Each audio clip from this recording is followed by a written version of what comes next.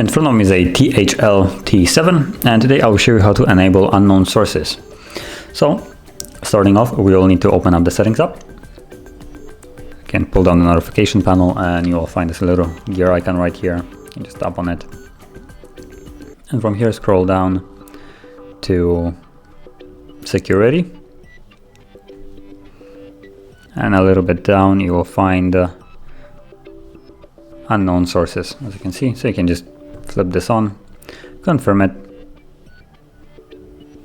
and now we can install apps from unknown sources.